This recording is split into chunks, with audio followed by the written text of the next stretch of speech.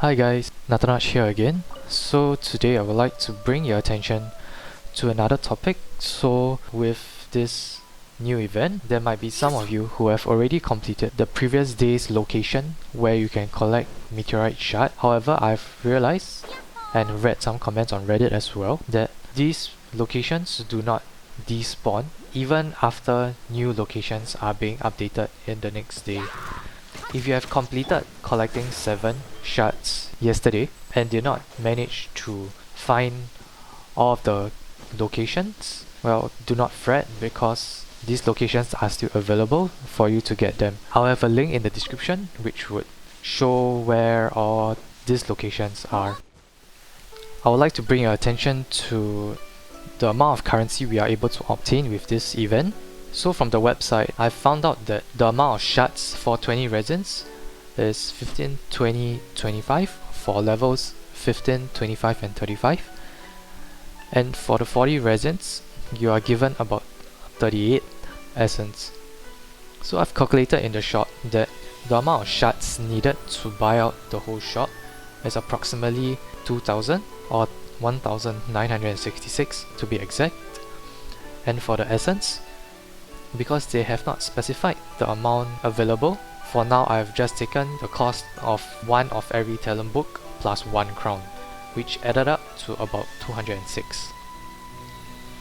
Now as we are on day 2 of phase 1, from what I've noticed that day 1 there's about 62 meteorite shards to be collected, and day 2, which is today, there's about 60 or so. So I would assume that on average there's about 60 shards, and let's calculate this over the duration of the whole event, which is 14 days. So in total you are able to get about 840 shards. Now this is excluding the amount of shards given when you complete the quest. So for phase 2, which happens tomorrow, now assuming that you are spending about 160 resins per day, so that means that you are running about 8 times each day, and multiplying this by the number of shards and the number of days that you are trying to maximize before phase 3 opens, this is the total amount of shards that you are able to get. And adding this to the amount of shards that you are collecting from phase 1, that's in total of about 1640 and 1740 with the 100 from the quest. Now if you are someone who is constantly spending resins so that it does not cap at 160, that means you are able to get about 180 resins in 24 hours, which equates to about 9 runs per day. In that case, you will be getting about 1740 before the quest and 1840 after the quest. So this amount isn't actually enough to buy out the whole shop, but it's enough to buy out most of the shop. So as you can see here, I've calculated how much is left to buy out the remaining items from the shop. So if you are spending 160, there's about 226 left, or about 9 more runs.